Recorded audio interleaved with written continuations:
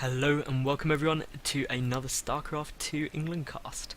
Today I have got Game 3 between ZeNEXmenta,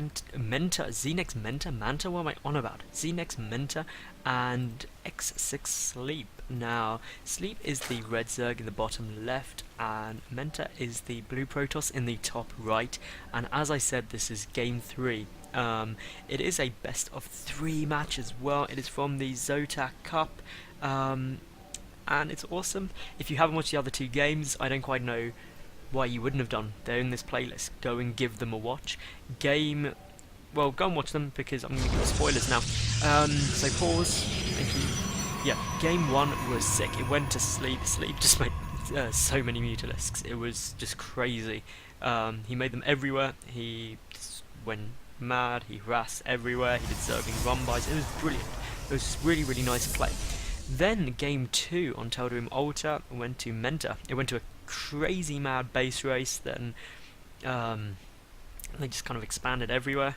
Then it just got to this kind of deathball army on each side, neither one wanting to engage, until eventually Menta just had so many Archons, Colossi and Stalkers, he was like, I can take on a Broodlord army easy, and just went and had a big head-up engagement. And that was pretty awesome. It was a long game though, so my voice started to die towards the end.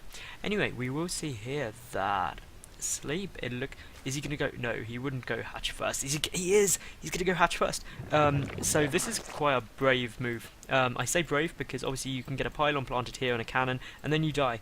But judging by the way Mentis played the first 2 games, he went next first, and he's going to do that this game as well. So cannons shouldn't be a huge issue because there's no forge down yet, and if there's no forge you can't get cannons, for those of you who don't know.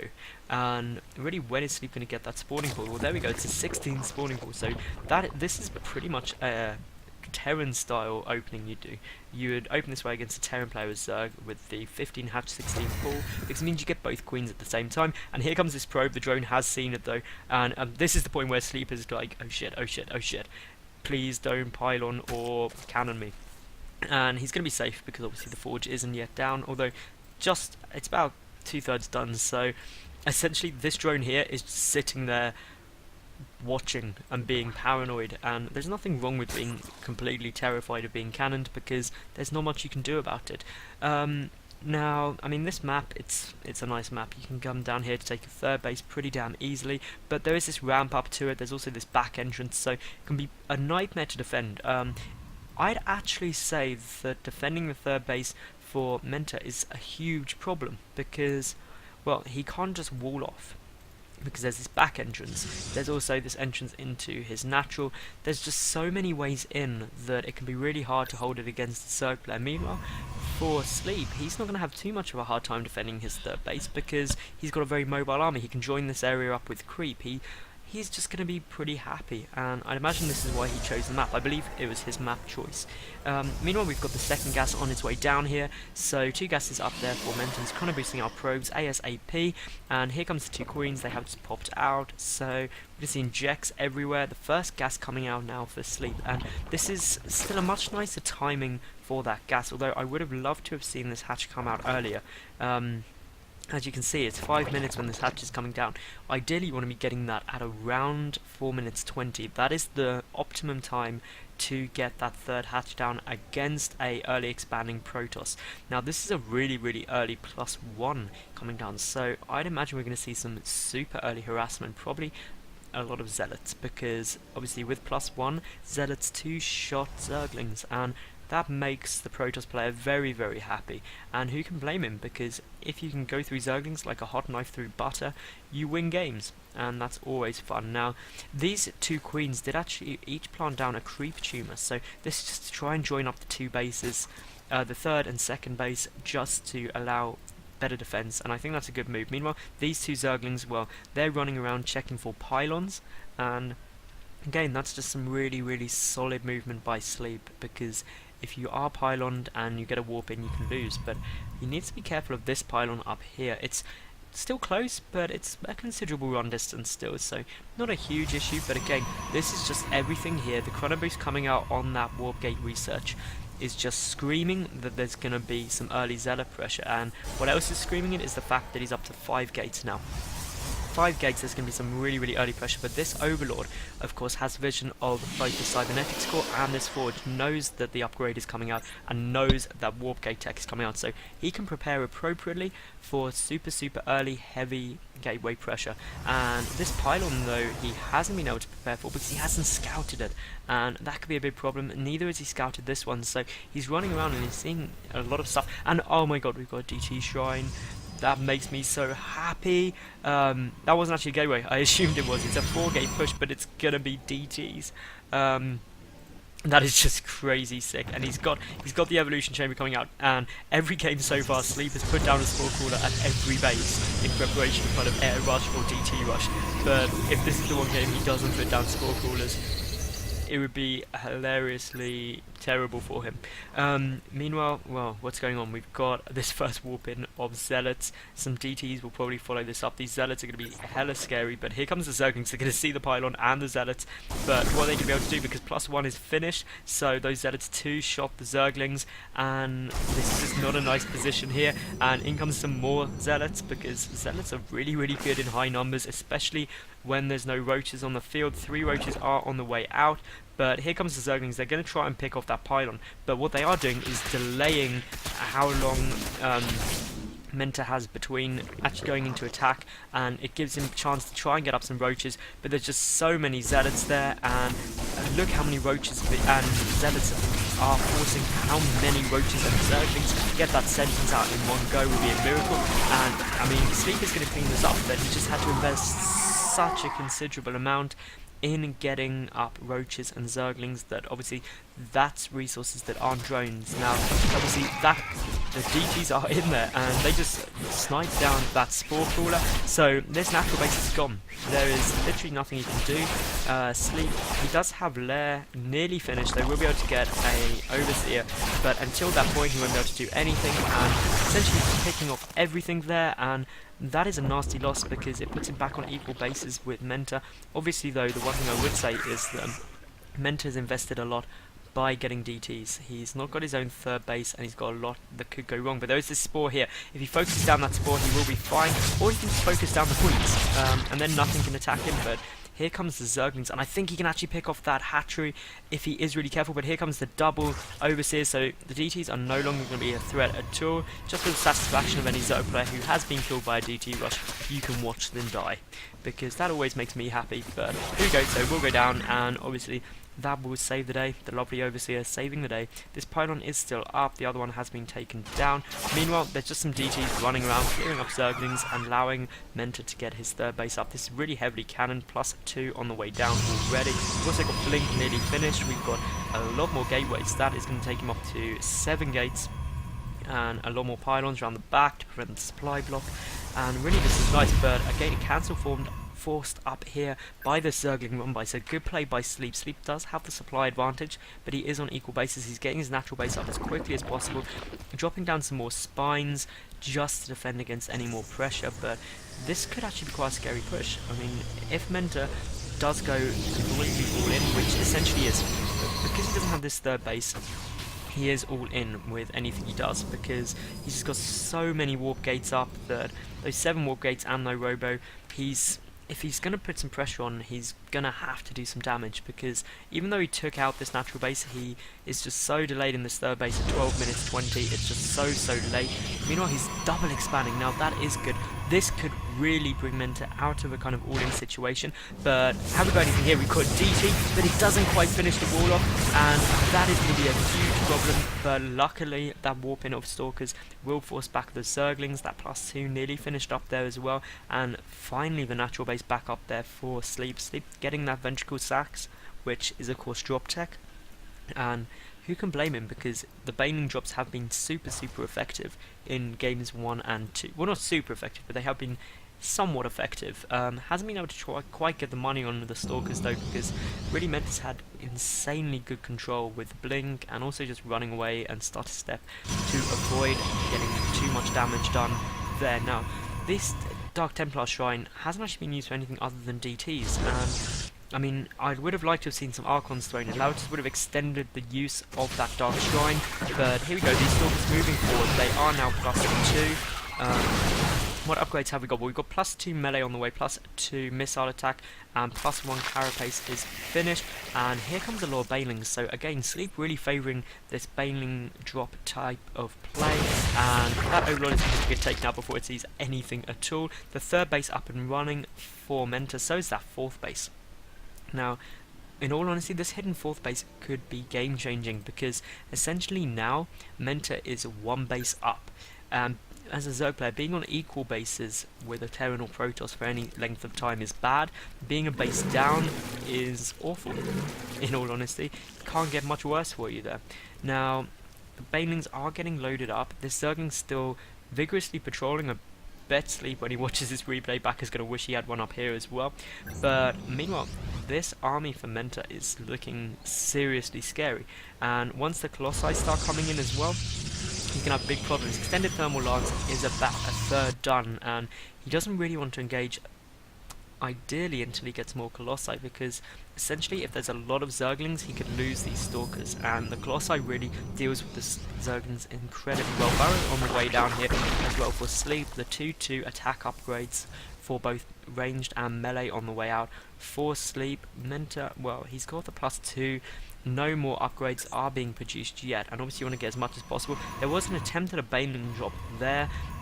This could actually just be fearing a baneling drop. I don't think it did any damage, no, so this is just getting scouting information out, and ultimately is going to be scary. That's why all the probes were pulled, because you never know what's in there. And I mean, Sleep has attempted before to try and get a baneling drop down.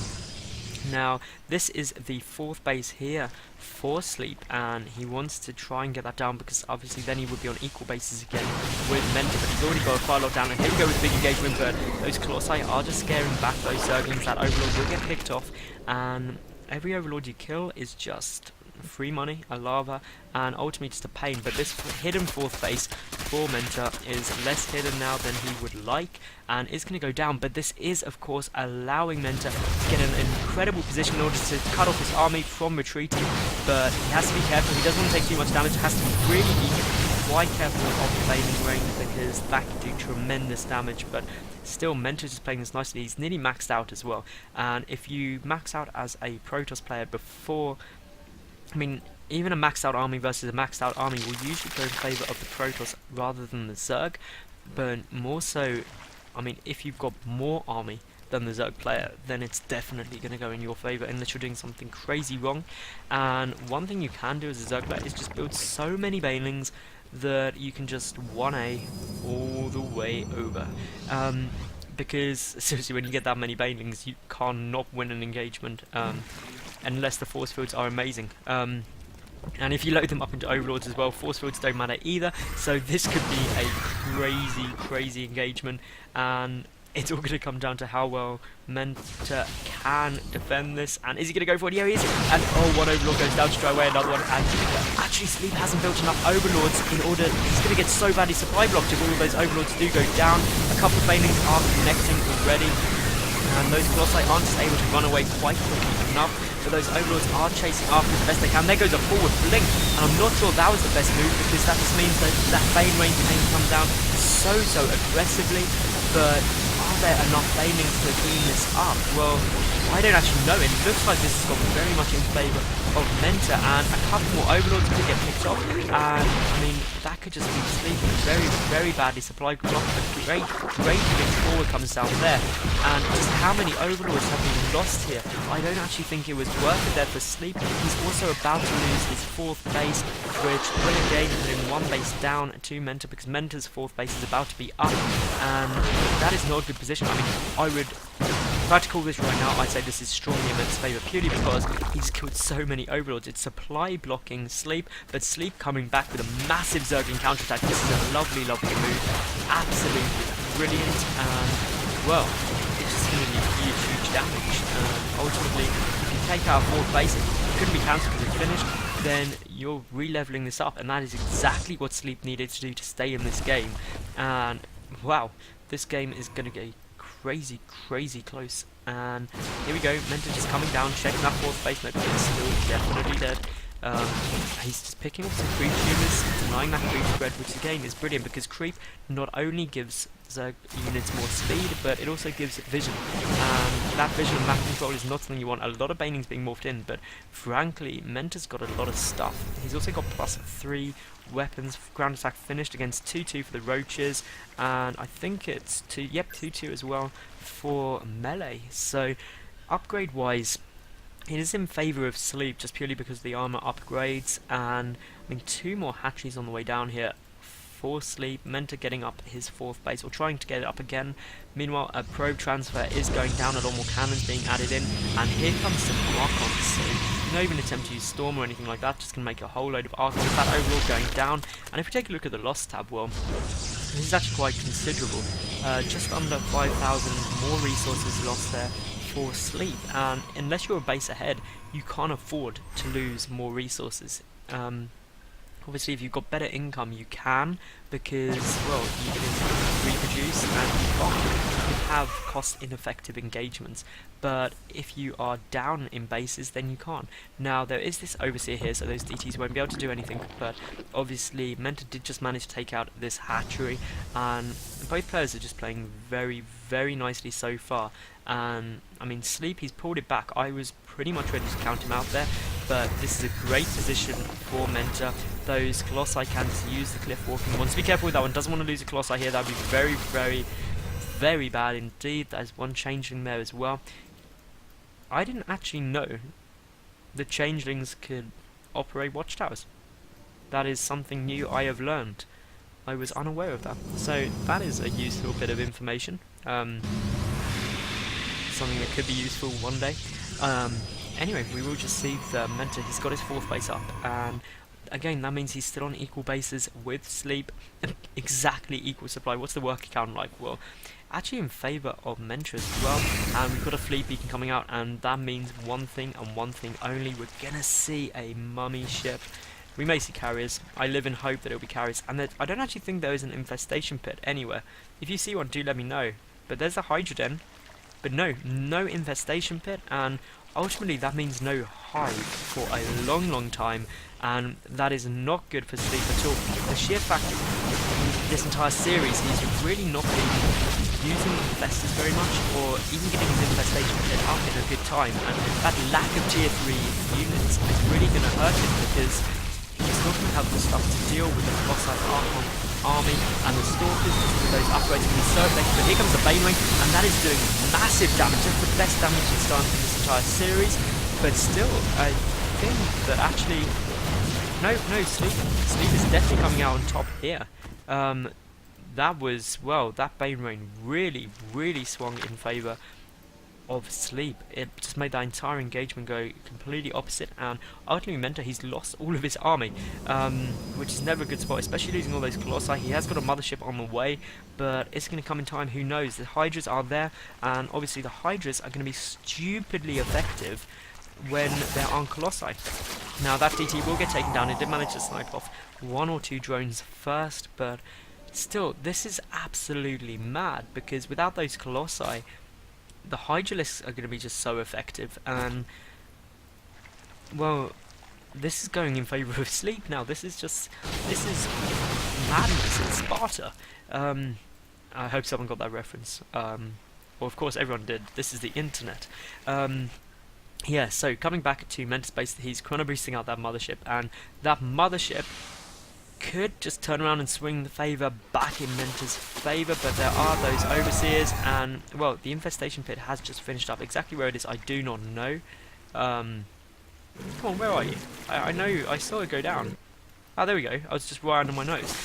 So, pathogen glands on the way. Hive is also just started, and that will allow him to get that Greater Spire and or Ultralisk Cavern, which, and also the upgrades. The 3-3 upgrades are going to be essential. But the one fault I'd say with Menta's play, he's been fantastic getting the weapon upgrades consistently through this series. He's got 3-3 incredibly fast, and it has paid off. But then he gets the 3-3 weapon upgrades and then just sort of stops upgrading. And that means the Forge is sitting idle, which you don't want, but also it means that Sleep can get ahead in the upgrades. And that's never good, because obviously part of Protoss's advantage is that their army is genuinely stronger, but generally stronger rather, not genuinely. But of course, if the upgrade advantage is there for Sleep in terms of the armor and the weapon, then obviously he's going to have a stronger army and he's going to have the better economy, especially now at the fact that he's got these extra bases. But having said that, this base from Menta is going to go down, and I mean, once that goes down, it would be a 5th base down here for Menta, should be able to get up against 5 bases for Sleep. So equal bases is never a good spot either to be in. And I mean, banelings are loaded up, the mothership is of course now out, and that's really going to be an influencing factor. But it's a lot of corruptors out. How many colossi? Well, 2 I do believe. Just take a look at the count here. No, there are 3. There's one just hidden under the mothership, and that is all coming out of one robotics facility. And ultimately a second robotics facility could be good. The greatest part only just starting there for Sleep. But here we go, we can have a big engagement here. How much damage can it do? None at all, because they both get scared and run away. But here we go. No, we're not going to have an engagement yet. But here comes the Overlords, and this is going to probably be an engagement, or they're going to run over. This is so anticlimactic, it's insane, but when it does happen, it's going to be absolutely epic. And here goes, a lot of corruptors are going to get taken out. The mothership should be able to stay up, and a money vortex there. The Archon's going in there. We are going to see a Archon toilet, which always is fun, and the mothership is getting right in there. And there's the GG. Straight away, GG out there from Sleep. He doesn't think he can deal with that Archon toilet, and that was some amazing play by Menta.